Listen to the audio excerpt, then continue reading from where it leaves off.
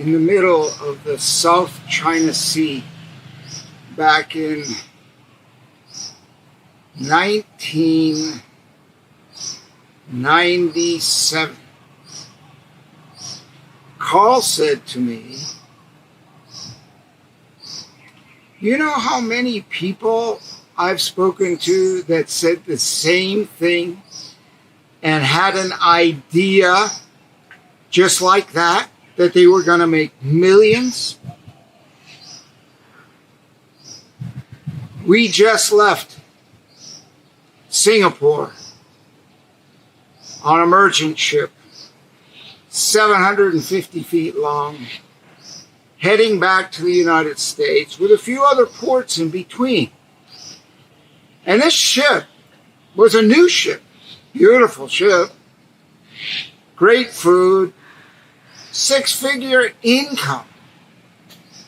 And Carl said, right, you're going to leave, and you got this beautiful stateroom. I was the first engineering officer on the merchant ships running to the Far East, running all around the world for many years.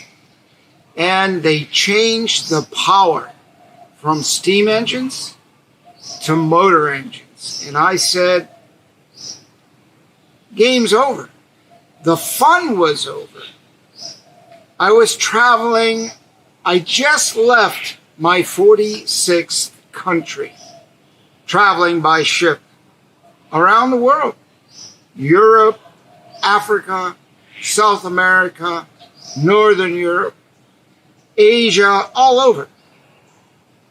And I had a blast. And I worked maximum 6 months a year because in the end, for every day I worked, I got paid a full day with all medical, optical, dental benefits, 100%, 6 figures.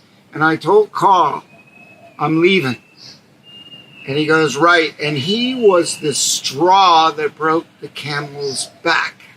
Because I said, I'll show his ass what I can do. I mean, he just got under my skin enough to propel me forward.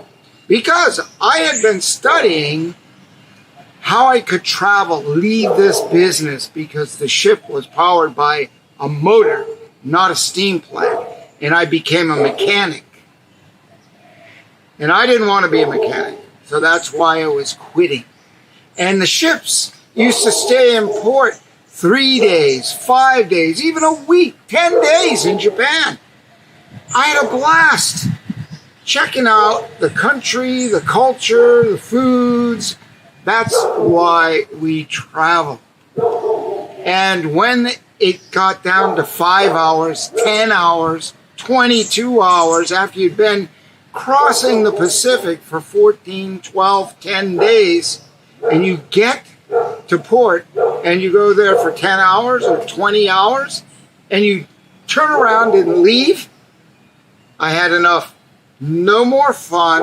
I was a mechanic cleaning engines, maintaining engines, not operating steamships. So I became a gemologist. Why? Gems are small. I figured I could go to the mines of the world and have an adventure and the mystique of going way out and discovery. And the shine and the glitter of the gemstones got me. So I went to Bangkok and studied gemstones. Then, that was in '89. And gemstones didn't work. So I started selling jewelry.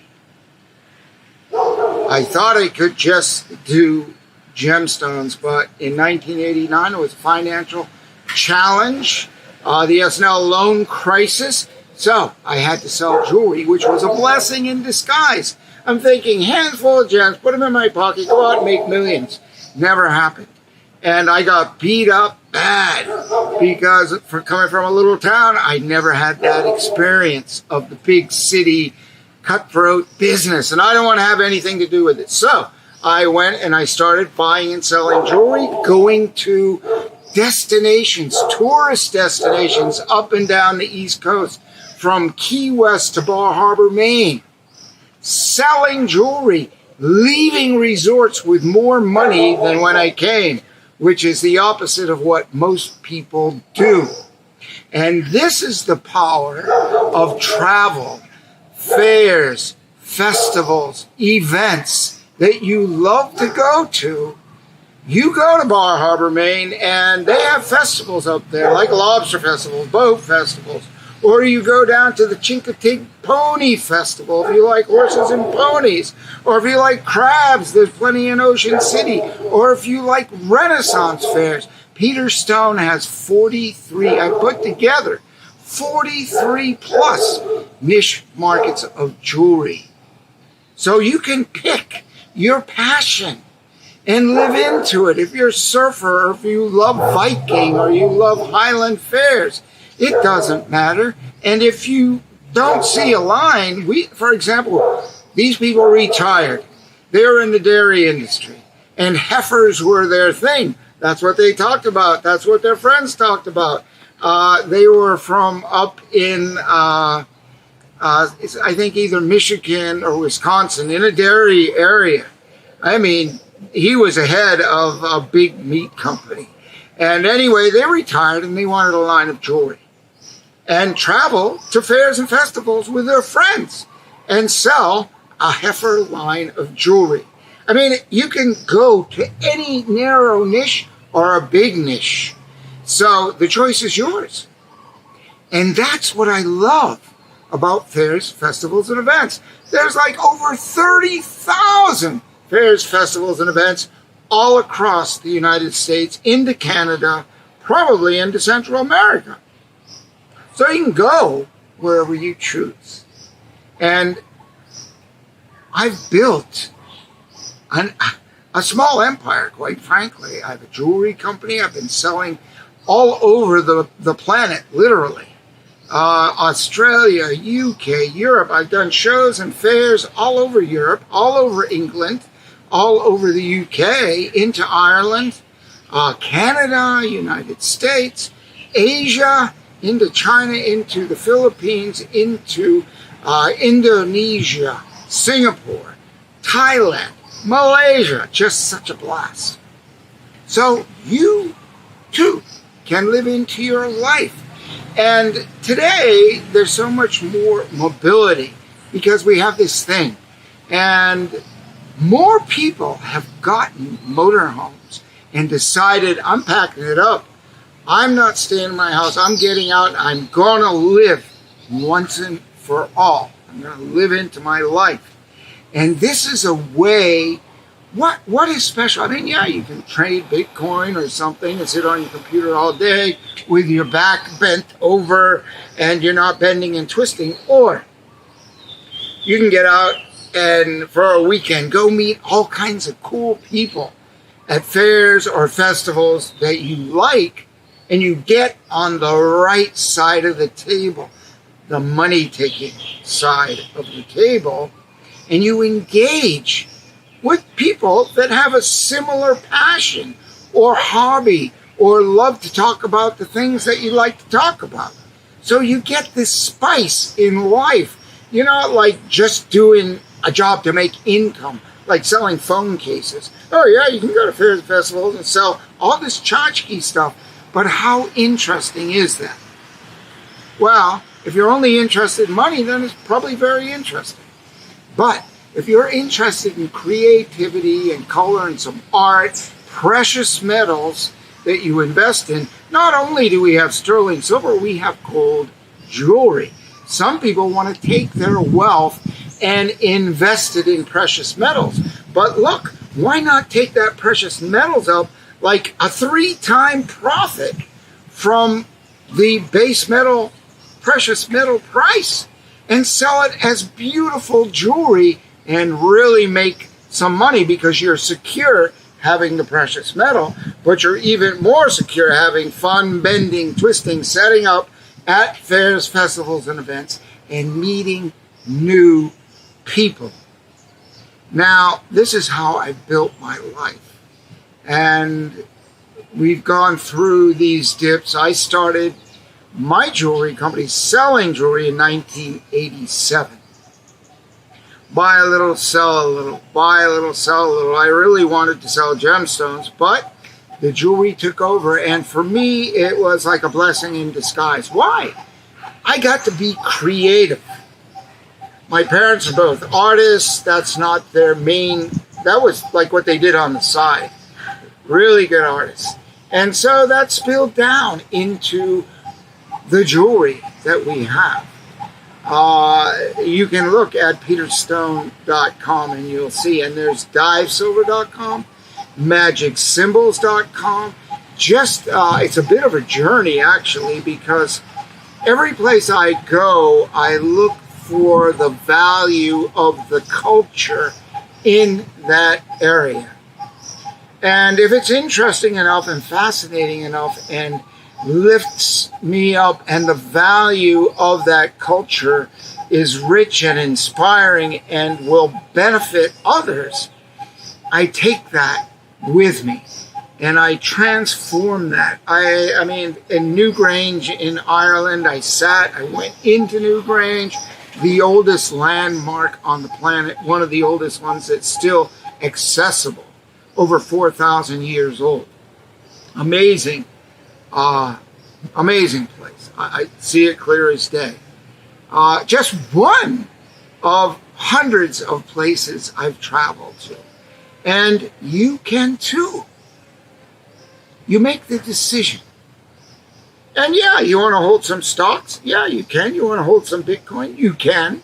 But you don't want to sit on the computer. You want to get up and move. Especially if you're moving on, you're adding years, right? You're in your 40s, 50s, 60s, 70s. You want to keep moving.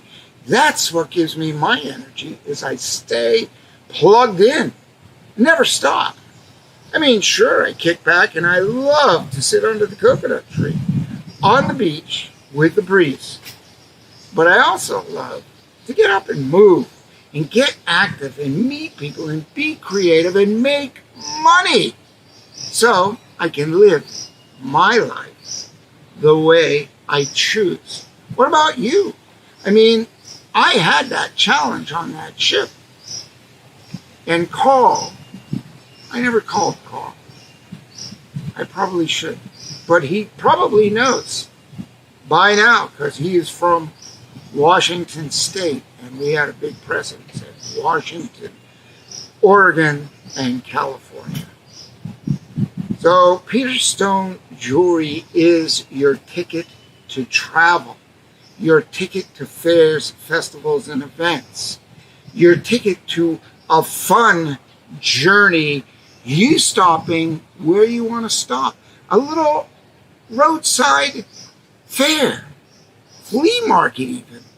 You know, some cool people, some interesting things there, food, organic foods, and all kinds of stuff in these markets. People are creative. They make their own stuff. It's where, the rubber meets the road in my mind, because there's a lot of creativity there. Then, I mean, you can go to these super big ones where there's tons of junk. No, you don't want to go there. Maybe you do, but that's not where I go. I like to go to the unique, interesting places. I saw just this year they launched and opened the World Equestrian Center in Ocala, Florida. Like, it's huge. It's the biggest equestrian center in the world. I mean, it's like a whole town, I think. I've never been there. I've read about it, but it's open. And in that area, anyone who's passionate about horses can plug into the Peter Stone Jewelry Equestrian line, for example. But you can go to the website, connect with us, click on the link, and find out more and follow us. You can download some PDFs and get some more information in this course as we move forward, because I'm going to show you everything step by step of how to do this, what the opportunities are, and how I and my team are going to help you make this a reality and get over any single challenge. Get through it, around it, under it, fly over it, to make your life the way you want it. The sculpture the way you want to sculpt your life. Live your life in your own way. I do. I have over 101 countries to date. Living it, loving it, and bringing my family to half of them. So this is Peter Stone sharing a moment and a journey into your future. Where do you want to go? I'll see you in the next episode.